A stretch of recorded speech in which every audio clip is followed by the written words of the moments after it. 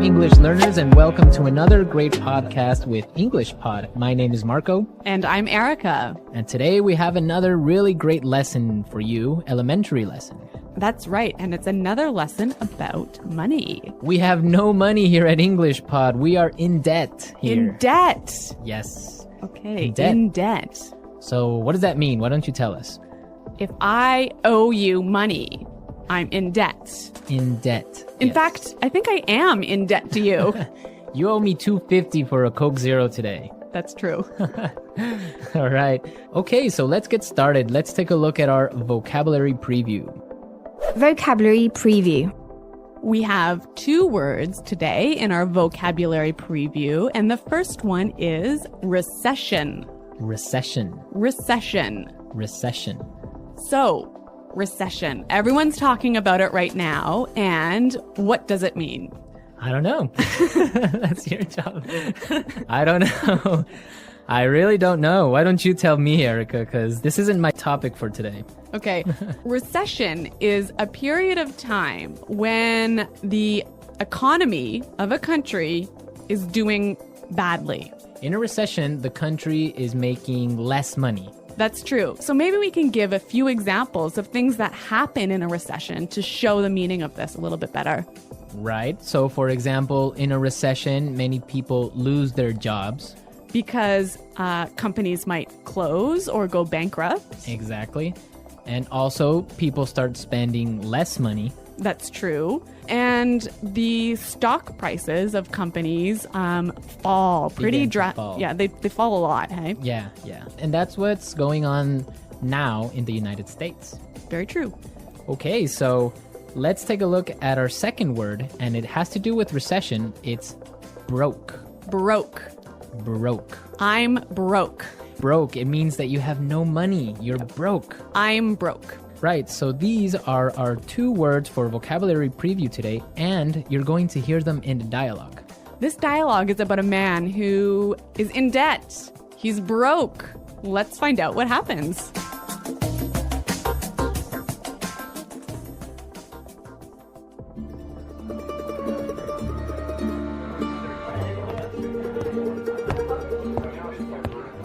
Hello, I'm here to see Mr. Corleone. Right this way, sir.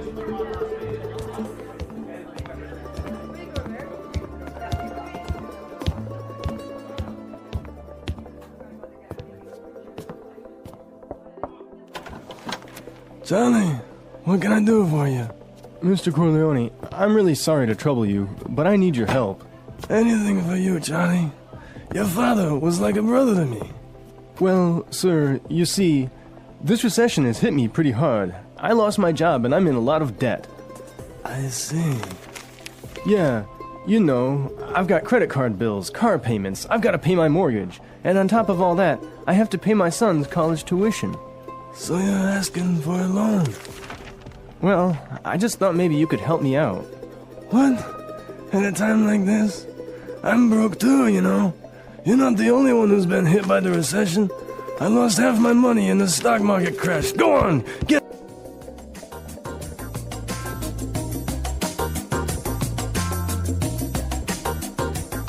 Okay, so that was a bit unexpected. Yeah, that was certainly strange. He didn't go to the bank to ask for money, did he? No, he went to the mob, and the mob is broke. Oh no, you know it's a bad recession when even the mob runs out of money. All right, so why don't we start by looking at our language takeaway?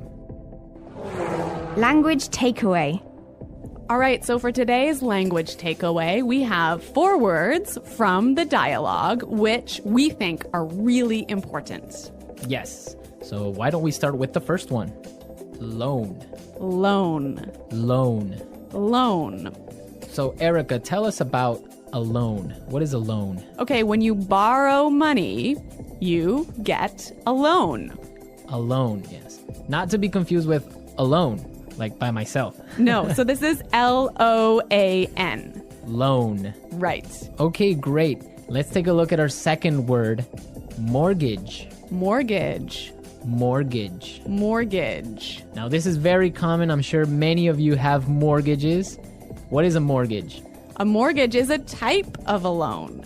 Basically, it's a loan that helps you to buy a house. A house or a property. Yeah. So this is a funny word. I mean, there's this strange mortgage with a T. Yeah, it has a T in it, but you don't pronounce it. You say mortgage. Mortgage. So not mortgage. Not mortgage. Mortgage. Mortgage, yeah. I had trouble spelling that one for this lesson, so I learned it well now. Okay. Let's move to our third word today. Hit me pretty hard. Hit me pretty hard. Hit me pretty hard. Hit me pretty hard. I think we have some examples that will help us understand this phrase. Example 1. My divorce hit me pretty hard. I'm so depressed. Example 2. This cold has hit me pretty hard. I've been in bed for a week. Example 3. The news of Fluffy's death hit me pretty hard. I've been crying for days.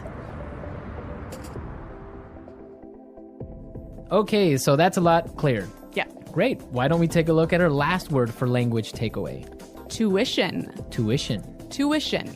Tuition. So this is the money you have to pay to your school so that you can study there. Right. Usually it's in college, right, or university. Yeah, but sometimes in some countries you have to pay tuition for public school. Okay, great. So it's time to listen to our dialogue again, and it's going to be slower so we can listen to all the words that we just talked about.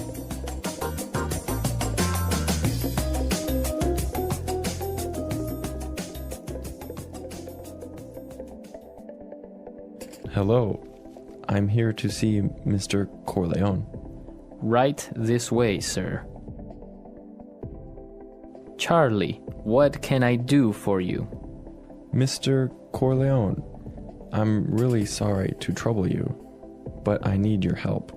Anything for you, Charlie. Your father was like a brother to me. Well, sir, you see, this recession has hit me pretty hard. I lost my job, and I'm in a lot of debt. I see.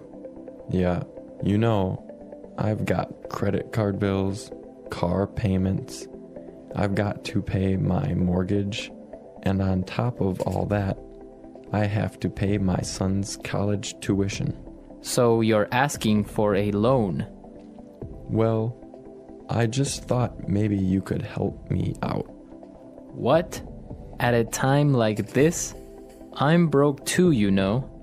You're not the only one who has been hit by the recession. I lost half my money in the stock market crash. Go on, get out of here.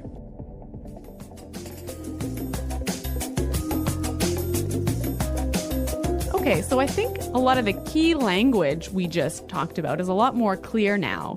But you know, I also noticed some really interesting phrases in this dialogue.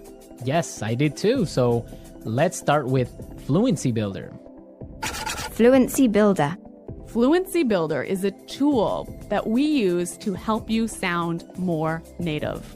Right, so you can sound more natural when you're speaking. So we take a really common phrase and we show you some great natural ways of expressing that same idea. Exactly, and today we have 3 of these examples. Let's start with the first one. So this phrase we use when we want to ask somebody, "Can I help you?" What can I do for you? What can I do for you? Yeah, that sounds really, really polite and really natural. Right, so instead of saying, can I help you, or, I don't know, what do you need? We can just say, what can I do for you? Exactly. Great. So let's move to our second phrase. This phrase we use when we need something, when we want to say, I'm sorry to bother you. Or, I'm sorry to interrupt. Okay, let's listen. I'm really sorry to trouble you. I'm really sorry to trouble you. I'm sorry to trouble you. This phrase might be a little bit more difficult to understand how it's used, but we've got some examples. Yes, so let's listen. Example 1. Can I trouble you for a moment? I just need you to sign this form for me. Example 2. I'm sorry to trouble you, but may I go home early today? Example 3. Can I trouble you for a pen? Mine is not working anymore. Okay, so now let's take a look at our last phrase for Fluency Builder. On top of all that. On top of all that. On top of all that. This is a really useful phrase. Marco, how would you use it? Well, for example, today I lost my job, Oh no. my car got stolen, Oh my God. and on top of all that, my girlfriend broke up with me. That was a terrible day. It was. But don't worry, you can use this phrase also in a positive way. That's true. You could say, so today was a really great day.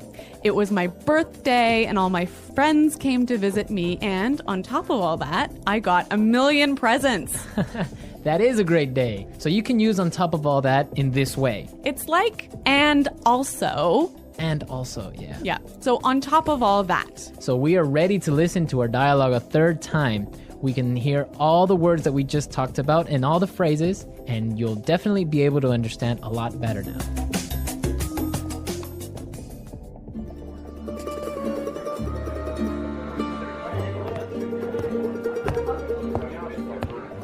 Hello, I'm here to see Mr. Corleone. Right this way, sir.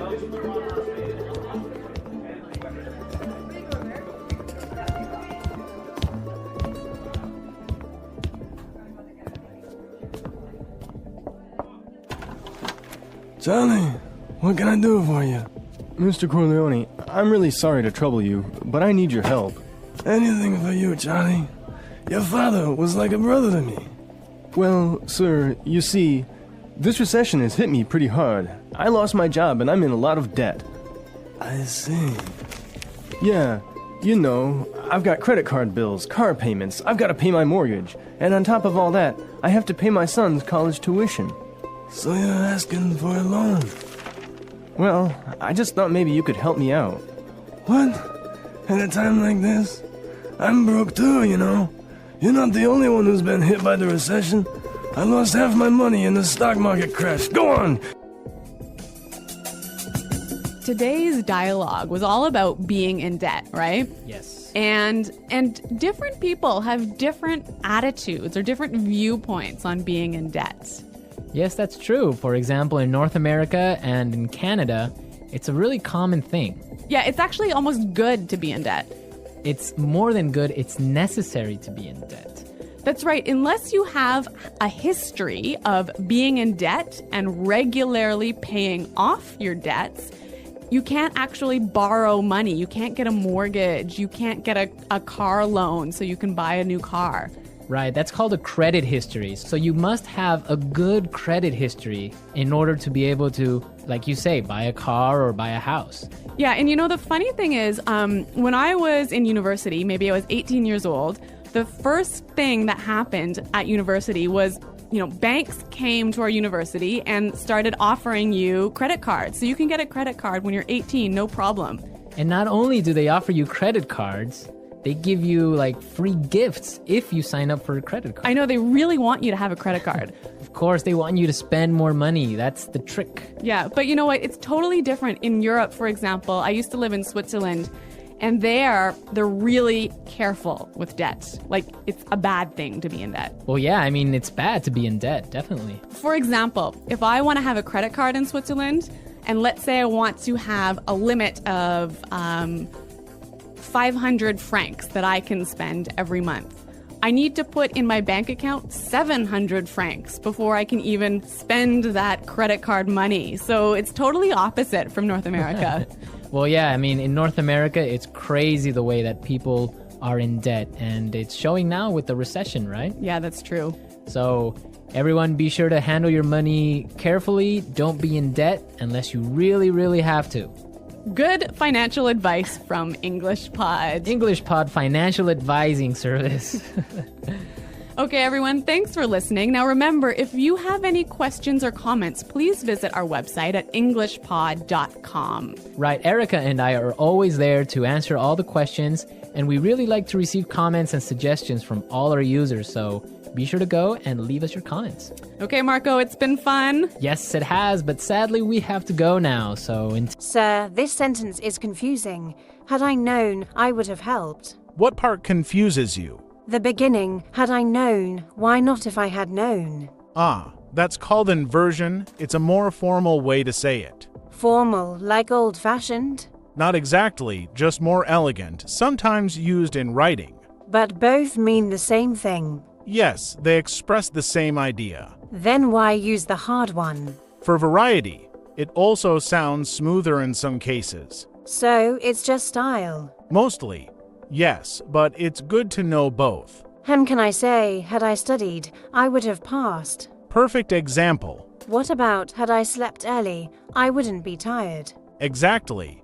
You're getting it. So, if I say, had I eaten breakfast, I wouldn't be hungry. It works. Yes, you're really catching on. But no one talks like this, right? It's rare in casual speech, but common in writing. So, if I say this to my friends, I'll sound weird. Maybe a little, but in essays, it's great. English is sneaky. It does have its tricks. Had I known English was this tricky, I would have learned something easier. Now you're just showing off.